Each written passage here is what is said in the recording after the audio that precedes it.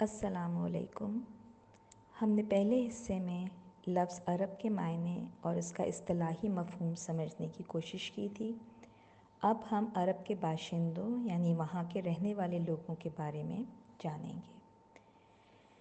نسلی اعتبار سے عرب میں بسنے والی جتنی بھی قومیں ہیں وہ سب سام بن نوح علیہ السلام کی نسل سے ہیں، جو طوفان نوح سے 100 سال پہلے پیدا ہوئے تھے اور حضرت نوح علیہ السلام کے ساتھ کشتی میں سوار تھے۔ عرب سامی نسل ہیں۔ سامیہ میں جن قوموں کا نام آتا ہے ان میں بابلی، اشوری، عبرانی، کنیقی، آرامی اور حبشی شامل ہیں۔ بعد میں جب یہ قومیں گروہوں میں بٹ گئیں تو ان میں سے بابلی اور اشوری عراق میں آباد ہوئے، کنیقی سوریہ میں جا بسے، عبرانی فلسطین منتقل ہو گئے، حبشی حبشہ میں جاگزی ہوئے، اور سامی نسل کے عرب قحطانی اور عدنانی 2 گروہوں میں تقسیم ہو گئے، جن میں سے قحطانی جو ہیں وہ یمن سے لے کر عمان تک کے علاقے میں پھیلے، اور حضرت اسماعیل علیہ السلام کی نسل سے کئی پشتوں بعد ایک مشہور شخصیت عدنان پیدا ہوئے۔ وہ عربوں کی جو باقی رہنے والی نسل ہے اس کے مورث اعلیٰ ہیں، اور یہ جو لوگ ہیں حجاز میں آباد ہیں، لہٰذا حجاز کے تمام لوگ عدنانی کہلاتے ہیں۔ عرب کے قدیم باشندوں کو 3 حصوں میں تقسیم کیا گیا۔ نمبر 1، عرب باعدہ، وہ قدیم نسل ہے جو تاریخی دور سے پہلے ہی فنا ہو گئی۔ عاد اور سمود کی جو قومیں ہیں جن کا تذکرہ قرآن میں بھی ہے، اسی نسل سے ان کا تعلق تھا۔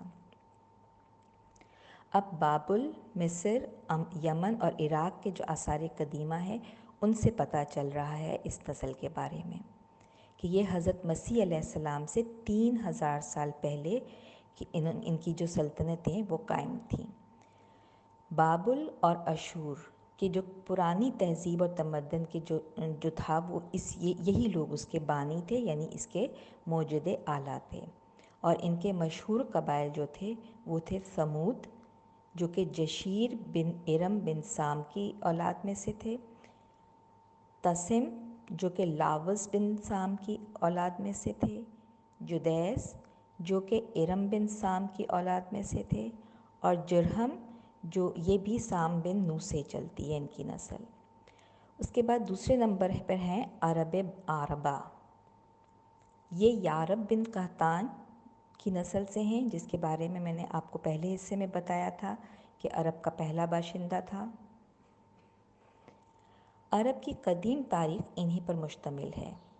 یہ لوگ یمن کے آس پاس آباد ہوئے۔ انہوں نے حکومت اور تمدن کے اعتبار سے بڑی ترقی کی۔ حمیر بن صبا، اس نے ایک منظم حکومت ڈالی اور بڑے بڑے عالیشان محلات، بند اور عمارتیں بنوائیں جن کے کھنڈرات ابھی بھی باقی ہیں۔ حضرت سلیمان علیہ السلام کی ملکہ بلقیس اسی خاندان سبا سے تھیں۔ ان میں بنو حضرموت، بنو سبا، حمیرہ، کہلان وغیرہ نے صدیوں حکومت کی۔ عظیم الشان 3 پہاڑوں کے درمیان ان کا شہر جو ہے وہ تعمیر کیا گیا، جہاں بہت سے چشموں کا پانی آ کر جمع ہو جاتا۔ ایک بار پانی کے زور سے بند ٹوٹ گیا اور بڑی تباہی مچی۔ اکثر خاندان یہاں سے بھاگ کر دور دراز کے حصوں میں آباد ہوئے، اور بہت سے سارے قبیلے جو ہیں وہ یثرب میں آ کر بھی آباد ہوئے، جس کو اب مدینۃ النبی کہا جاتا ہے۔ انہی کی اولاد میں سے اوس اور خزرج تھے جو بہت مشہور قبیلے تھے مدینہ کے۔ دوسرا شخص حارثہ بن عمر جو خزاعہ کے نام سے مشہور تھا، مکہ پر قبضہ کر کے اس نے بنی جرہم کو وہاں سے نکال دیا اور وہاں پر آباد ہو گیا۔ اس کے علاوہ قبیلہ طے کے لوگ مدینہ کے شمال مشرق میں اور جبل سلمہ اور جبل عجا کے درمیان میں بس گئے۔ اس کے بعد عرب مستعربہ، یہ لوگ حضرت اسماعیل علیہ السلام کی نسل سے ہیں جو آگے چل کر بنو عدنانی کہلانے لگے۔ 1911 قبل مسیح کے لگ بھگ حضرت ابراہیم علیہ السلام نے اللہ کے حکم سے اپنی دوسری بیوی حضرت ہاجرہ علیہ السلام اور شیرخوار بچے حضرت اسماعیل علیہ السلام کو اس وادی غیر ذی زرع میں چھوڑ دیا تھا۔ انہیں پانی کا ایک مشکیزہ اور کھجوروں کی ایک تھیلی دی اور واپس جانے لگے تو بیوی نے پوچھا، کیا آپ اللہ کے حکم سے ایسا فرق کر رہے ہیں؟ فرمایا، ہاں۔ تو وہ بولی، پھر تو اللہ ہمیں ضائع نہیں کرے گا۔ جب کھجوریں اور پانی ختم ہو گئے تو ان کا بھوک اور پیاس سے برا حال تھا۔ تلاش آب میں بچے کو نیچے وادی میں چھوڑ کر صفا کی پہاڑی پر جاتی، پانی کے آثار نہیں پاتی تو بے قرار ہو کر بچے کے پاس آتی، پھر دوڑ کر مروہ کی پہاڑ پر چڑھتی، اس کی بلندی سے دیکھتی کہ شاید کہیں پانی کا کوئی نشان مل جائے۔ 7 پھیروں کے بعد بچے کے پاس آئیں تو فرشتہ جبرائیل علیہ السلام نمودار ہوئے، اور جہاں حضرت ابراہیم علیہ السلام ایڑیاں رگڑ رہے تھے وہاں انہوں نے اپنی ایڑی ماری، جہاں سے ایک چشمہ پھوٹا اور زمین سے ابلنے لگا۔ حضرت حاجرہ نے زمزم، جس کے معنی ہیں ٹھہر ٹھہر، کہہ کر اس کے ارد گرد جو ہے وہ ایک باڑ باندھ دی تاکہ پانی آس پاس پھیلنے سے رک جائے۔ حضور اکرم صلی اللہ علیہ وآلہ وسلم کا ارشاد ہے، اللہ تعالیٰ اسماعیل پر رحم کرے، اگر وہ زمزم کے پانی کو نہ روکتی اور اس کے چاروں طرف باڑ نہ لگاتی تو آج زمزم ایک زبردست بہتا ہوا چشمہ ہوتا۔ پانی کی تلاش میں بنو جہرم کے لوگ جو کہ خانہ بدوش تھے وہ یہاں آئے اور حضرت حاجرہ سے اجازت لے کر وہیں پر بس گئے، اور تقریباً 4000 قبل یہ چشمہ جاری ہوا تھا، لیکن کچھ عرصے کے بعد اس کے سوتے خشک ہو گئے اور پانی بند ہو گیا۔ اس کی سب سے بڑی وجہ یہ تھی کہ بنو جرہم کو جب مکہ سے نکالا گیا تو انہوں نے کنویں کو پاٹ کر اس کا نام و نشان مٹا دیا۔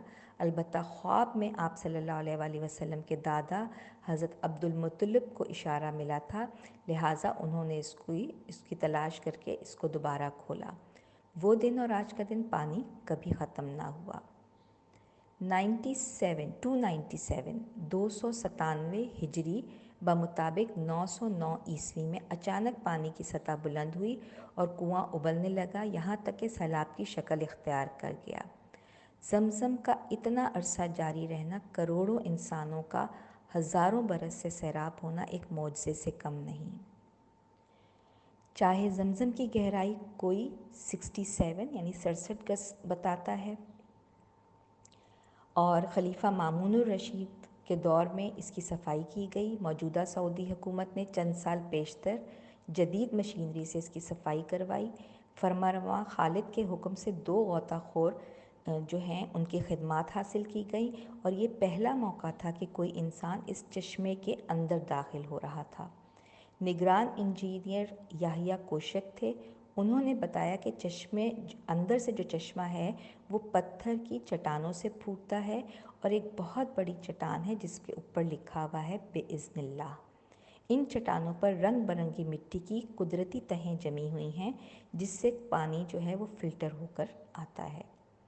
اس کا ذائقہ خوشگوار ہے اور ہر قسم کے جراثیم سے پاک ہے۔ ایک مصری ڈاکٹر نے سائنٹیفک اصولوں پر زمزم کا کیمیاوی تجزیہ کیا اور اس کے بے شمار فوائد بیان کیے۔ یہ پانی نہ سڑتا ہے نہ خراب ہوتا ہے۔ آپ صلی اللہ علیہ وآلہ وسلم کا ارشاد ہے کہ دنیا میں بہترین پانی زمزم کا ہے۔ زمزم کا پانی جس نیت سے پیا جائے گا اللہ اس ارادے کو پورا کرے گا۔ زمزم کا پانی پیٹ بھرنے والی غذا ہے اور بیمار کے لیے شفا ہے۔ جہنم کی آگ اور زمزم کا پانی دونوں انسان کے پیٹ میں جمع نہیں ہو سکتے۔ انشاءاللہ اس کے بعد نئی معلومات کے ساتھ حاضر ہوں گی۔ تب تک کے لیے السلام علیکم ورحمۃ اللہ وبرکاتہ۔